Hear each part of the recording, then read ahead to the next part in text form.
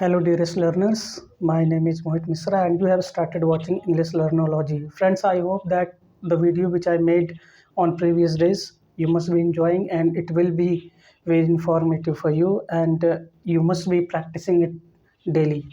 Friends, learning a language is not that much difficult. In fact, we have been telling that English spoken or written is a bit difficult, but it is not so.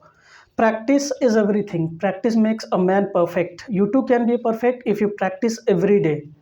Do every task when you are given to you on that given day. So do it regularly. Once you make an interruption, it interrupts you. It stops you. So do it every day regularly, which means that it keeps you into action. And friends, the words which you are seeing on my board, it is not written just as. In fact, मैं काफ़ी research करता हूँ, मैं ये देखता हूँ कि आपको क्या चाहिए, आपको किस तरह के सेंटेंस बनाने हैं, आपको किस तरह की वर्ड मीनिंग चाहिए. I just keep everything in to my mind, then I present you these word meanings, because these meanings can be utilized everywhere in competitive exams, in social interaction, in a legal communication, and in answer writing, in junior Hindi translator. You can make a whole of it everywhere. You can make the best of it, whatever I provide you through my videos. So without making any further delay, let's jump into the video. Accustomed, अभ्यस्त. Accustomed means अभ्यस्त. जब आप किसी चीज़ से अभ्यस्त होते हो तो आप कहते हो कि I am accustomed to this task. मैं इस कार्य से अभ्यस्त हूँ, परिचित हूँ. एक्लीज हील, ये बहुत ही कॉमन एक फ्रेज़ है. Achilles heel. एक्लीज हील का मतलब होता है कमजोरी. You can say that to reading English book is my Achilles heel. मतलब इंग्लिश की किताबें पढ़ना मेरी एक कमजोरी है. उसके बाद एक्वेंटेंस मतलब होता है परिचित. Ritesh is my acquaintance. Ritesh मेरा परिचित है. आगे देखते हैं. Bad tempered. बैड टेम्पर्ड का मतलब होता है गुस्सेबाज. गुस्सा जिसकी नाक पे है उसको बोलते हैं बैड टेम्पर्ड.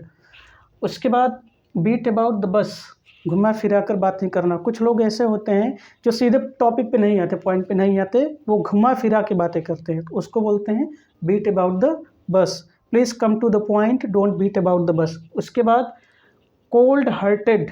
कोल्ड हार्टेड का मतलब है निर्दयी या कठोर.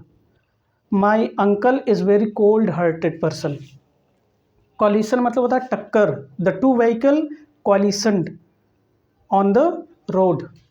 जो दो गाड़ियाँ थीं उनका टकराव हो गया कि यहाँ पे रोड पे. डिसेप्टिव मतलब होता है धोखा देने वाला. डिसेप्टिव मतलब होता है धोखा देने वाला. Thieves are always deceptive. उसके बाद डीप डाउन. डीप डाउन का मतलब होता है मन ही मन, विद इन माइंड. इसको विद इन माइंड भी कहते हैं, लेकिन डीप डाउन का मतलब होता है मन ही मन. ही स्माइल्ड डीप डाउन, वो मन ही मन मुस्कुराया. टेक ए डीप ब्रीथ, गहरी सांस लेना. Take a deep breath and then feel relax, गहरी सांस लेना. डेफिशिएंसी कमी. We have deficiency of money, we have deficiency of books. उसके बाद डिफॉर्म्ड, विकृत रूप या चेहरा. डिफॉर्म्ड का मतलब होता है विकृत रूप या चेहरा. उसके बाद डिसेंडेंट, वंशज. माय डिसेंडेंट्स वर, जैसे कहते हैं कि जो हमारे वंशज थे वो बहुत ही प्रभावशाली थे. My descendants were very influential in society.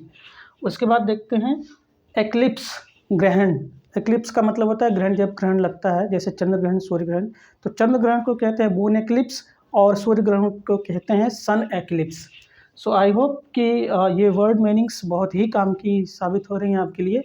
एक बार फिर से हम इसको प्रोनाउंस कर लेते हैं फॉर आवर बेटर अंडरस्टैंडिंग. आप भी मेरे साथ साथ इसको दोहराते चलिए एक लाउड साउंड के साथ. एक्स्टम्ड, अभ्यस्त. एक्लीज हील, कमजोरी. एक्वेंटेंस, परिचित. बैड टेम्पर्ड, गुस्सेबाज. बीट अबाउट द बस, घुमा फिरा कर बात करना. कोल्ड हार्टेड, निर्दय या कठोर. कॉलिशन, टक्कर. डिसेप्टिव, धोखा देने वाला. डीप डाउन, मन ही मन. टेक डीप ब्रीथ, गहरी सांस लेना. डेफिशिएंसी मीन्स कमी. डिफॉर्म्ड, विकृत रूप या चेहरा. डिसेंडेंट मतलब होता है वंशज और एक्लिप्स मतलब होता है ग्रहण.